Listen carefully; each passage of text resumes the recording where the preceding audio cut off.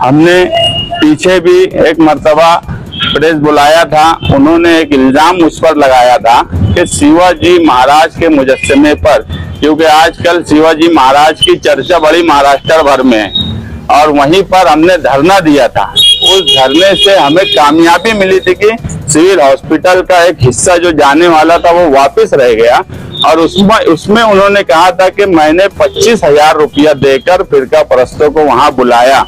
हजरत की ही जबान में अक्सर वो बोला करते हैं कि वो पाइप में आ गया, उसको टांग दिए। हमको वक्त इसलिए लगा कि हमारे जो एडवोकेट हैं वो एक अच्छी नोटिस बना कर दें, क्योंकि हजरत अब अपने आप पाइप में आ गए और इसका जवाब 7 दिन में दें। ये नोटिस उन तक पहुंच गई है, इसकी रिसीव्ड कॉपी भी हमको मिल गई है, और कहीं ना कहीं इसको 4 दिन हो चुका है, 7 दिन में वो जवाब दे, नहीं तो हमने इसमें सिविल डिफेमेशन का केस उन पे दाखिल करने की हमारी पूरी तैयारी है। और जो आदमी हमेशा से झूठ बोले, लोगों को गुमराह करे, इसलिए इस मर्तबा हमने सोचे है कि अब आवाम के सामने सच्चाई आना चाहिए। इसी तरीके से एक तंजीम, इससे पहले भी मैंने कहा था कि वो तंजीम जो है सियासी इस्तेमाल में आती है मालेगांव शहर में, और वो तंजीम का मैं अभी इश्तिहार देखा तो उस इश्तिहार में तंजीम ने चंदा मांगने के लिए, इससे पहले तो मेरी नजर से चंदे की बात इश्तिहार की शक्ल से नहीं गुजरी, मगर इस मर्तबा इश्तिहार दिया गया। और हमने पहले भी बोला था कि ऐसी तंजीम जो मजहबी नाम से चंदा जमा करे, कौम मिल्लत के नाम से चंदा जमा करे और उसका इस्तेमाल सियासी तौर पर करे, ऐसी तंजीमों को मालेगांव शहर के लोग चंदा ना दे। और उस इश्तिहार में जब हमने देखा तो वोटर लिस्ट में इतने हजार रोड बड़ी, SNBT में हम इतने हजार लोगों को लेकर गए, मोहम्मद कैफ का एक मामला हुआ था, उसके केस लड़ने के ताल्लुक से भी वो कोशिश कर रहे हैं, उसके लिए भी चंदे की बात है।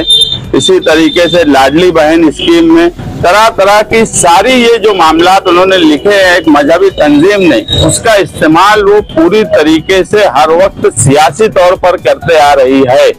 तो उन्होंने अपने इश्तिहार में ये भी लिखना चाहिए कि वोटर लिस्ट में अगर उन्होंने काम किया तो कितना खर्चा लगा, लाडली बहन में किया तो कितना खर्चा लगा। SNBT हॉस्पिटल जो है वो खुद पैसा देता है, खुद खर्च करता है, और जिन लोगों को लेकर जाया जाता है उनसे भी आने जाने का पैसा वो तंजीम लेती है, तो वो भी खुलासा करे और उनका खर्च कितना होता है वो भी लिखे। क्योंकि वहां पर कुछ लोग ऐसे हैं जो ये बोलते हैं कि हम मुफ्त में हमारी खिदमत अंजाम दे रहे हैं। उस तंजीम से जुड़े हुए कुछ लोग जब सियासी इस्तेमाल की बात आती है तो अपने आप को मुफ्त में खिदमत देने की बात करने वाले, अगर उसमें कुछ खर्च लिखे गए हैं तो बाकी जितने खर्च किए गए हैं वो भी आवाम के सामने लाना चाहिए। नहीं तो ऐसी तंजीम जो बिल्कुल सियासी हो चुकी है मालेगांव शहर में, उसको चंदा कतई नहीं देना चाहिए। देखने में है कि आपके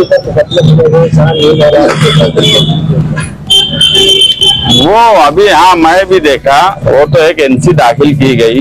बात ऐसी है कि आजकल मौजूदा MLA के साथ चोर उचक्के साथ में रहने लगे।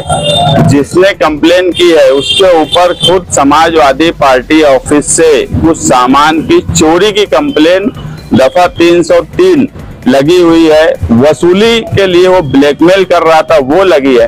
पवारवाड़ी में उसके खिलाफ कंप्लेन की गई है कि समाजवादी पार्टी के नाम से कुछ ग्रुप को चलाकर वो कुछ लोगों से पैसे की वसूली वो और उसका भाई कर रहे हैं। लेकिन सिर्फ और सिर्फ मैं देख रहा हूँ इलेक्शन के बाद मौजूदा MLA के साथ सिर्फ ठेकेदार, चोर, उचक्के, गंजड़ी, ऐसे ही लोगों का साथ आजकल उनको पसंद आ रहा है। और हमें भी बड़ी खुशी है, एक कमेटी भी बनी है MLA कमेटी, चोर उचक्कों की कमेटी, और जिनके साथ वो जब रहे, निहाल साहब के साथ रहे, तो निहाल साहब के साथ रहे भी तो वो लड़ाई लगाने का काम किया। ऐसे लोग आज उनके साथ है तो हमें इत्मीनान है आने वाले वक्त में।